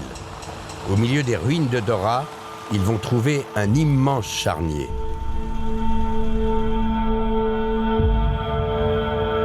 « 200 déportés, morts d'épuisement et de fatigue ou exécutés par les Allemands avant leur départ. » Le site est entièrement fouillé. Et lorsqu'ils comprennent que ce sont les V2 qui étaient construits ici, les GIs alertent de toute urgence le major Stever, qui attendait cette découverte avec impatience. Pour les troupes opérationnelles, c'est la découverte de l'horreur concentrationnaire, mais pour les troupes spécialisées qui suivent, l'objectif n'est pas là. L'objectif, c'est de récupérer des fusées et de récupérer des ingénieurs. Dans l'usine souterraine, le major Stever découvre une centaine de fusées que les Allemands n'ont pas pu emporter. Les missiles tant convoités. Le problème, c'est que Dora se trouve dans une zone que le découpage allié a attribuée aux Soviétiques. Dans quelques semaines, le site sera sous contrôle russe. Et pour le major Stever, pas question de laisser cette technologie aux troupes de Staline. Ils ne veulent pas que les Russes les obtiennent parce qu'ils voient déjà la guerre contre la Russie qui se prépare, pas la guerre froide contre la Russie qui se prépare. Alors ils veulent quand même garder leur avantage et pour cela ils ont besoin, disons, vital de ces fusées. Alors en quelques jours, Stever ordonne l'évacuation complète de l'usine. À la barbe des autres alliés, il fait évacuer la centaine de V2 par train spécial, puis par bateau, direction les États-Unis. Mais la mission du major n'est pas terminée, car l'homme qui a conçu les fusées, le docteur von Braun, lui, s'est échappé. Comment le retrouver? Les Russes et les Français sont certainement eux aussi à sa recherche. Ce qu'ignorent les Alliés, c'est qu'en réalité, l'ingénieur allemand a déjà tout prévu. Désormais, toutes les cartes sont entre ses mains. Nous sommes en avril 1945, près de la ville de Reute, dans les Alpes bavaroises. Dans cet endroit isolé, à l'intérieur d'un petit chalet, un petit groupe d'hommes est venu se réfugier. À leur tête, Wernher von Braun. L'ingénieur nazi a un plan. Puisque tous les Alliés sont à sa recherche, il va se vendre au plus offrant. Qui est candidat à la reprise, en quelque sorte, de l'équipe de Peenemünde? Les Soviétiques, pas question pour l'équipe de von Braun. Ces gens sont des anticommunistes convaincus. La France, Ce n'est plus une grande puissance. Il n'y aura pas de moyens financiers pour développer un programme de fusée. Il y a un certain mépris pour la France en 1945 dans les milieux dirigeants allemands. Les Britanniques, c'est dangereux, parce que les V2 sont tombés sur Londres, provoquant la mort de plusieurs milliers de civils. Ce n'est pas le bon choix. Reste le choix logique, c'est les États-Unis. C'est une grande puissance qui a des moyens financiers considérables et qui offre vraisemblablement une porte de sortie pour l'équipe de Von Braun. L'ingénieur attend donc tout simplement que des troupes américaines se rapprochent de sa planque. Et lorsqu'un détachement de GIs s'établit dans la région, Wernher von Braun et les scientifiques de son équipe quittent leur chalet et se rendent sans combattre. Nous sommes le 2 mai 1945. Ce jour-là, on prend une photo célèbre où l'on voit Von Braun, le bras dans le plâtre, il a eu un accident de voiture peu avant, qui pose tout sourire, avec à ses côtés le général Dornberger, son alter ego militaire, avec plusieurs autres ingénieurs de son équipe, et des officiers de l'armée américaine, tout aussi souriants, qui viennent de faire une belle prise. Les Américains jubilent. Ils sont les premiers à avoir mis la main sur le scientifique le plus recherché de l'Allemagne nazie. Von Braun est exhibé comme une belle capture, un trophée de guerre. Mais l'homme garde le sourire, car il n'est pas vraiment inquiet. En réalité, entre le scientifique nazi et l'armée américaine, des négociations secrètes ont commencé. Von Braun veut qu'on oublie son passé, en échange de quoi il accepte de poursuivre ses travaux pour le compte des Américains.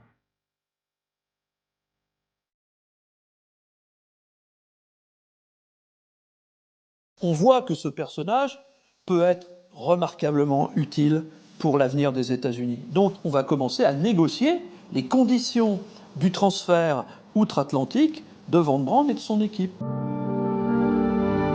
2 mois plus tard, l'administration américaine donne son feu vert. En toute discrétion, Von Braun est exfiltré vers les États-Unis. C'est un sentiment d'admiration, sans nul doute, qui est en train d'émerger. Et un sentiment d'admiration, malgré le fait que les Américains sont tout à fait informés de l'appartenance de Von Braun au parti nazi. Ils connaissent également le fait qu'il est membre de la SS, mais on ne s'arrête pas à ce genre de détails quand on tient un personnage de l'ampleur de Wernher von Braun. C'est le calcul qui est fait par les Américains. Et un calcul payant, car il va apporter à la recherche scientifique américaine un formidable coup d'accélérateur. 3, 2, 1, 0. All engine running. Car dans les années suivantes aux États-Unis, Wernher von Braun va connaître une brillante carrière. Liftoff. We have a liftoff. En 1960, il devient le tout premier directeur du centre spatial de la NASA. Et 9 ans plus tard, ses travaux aboutissent au lancement de la navette Saturne V, celle qui permet à l'homme de marcher pour la première fois sur la Lune. One small step for man. One giant leap for mankind. Et s'il est l'un des premiers scientifiques allemands exfiltrés aux États-Unis, après la victoire, Von Braun est loin d'être le seul. Dès le mois de juillet 1945, les Américains ont mis en place une opération de grande envergure. Nom de code, Opération Paperclip. Au total, plus de 1600 scientifiques allemands suivront le même chemin pour rejoindre les labos de recherche américains. Certains d'entre eux étaient des nazis avérés.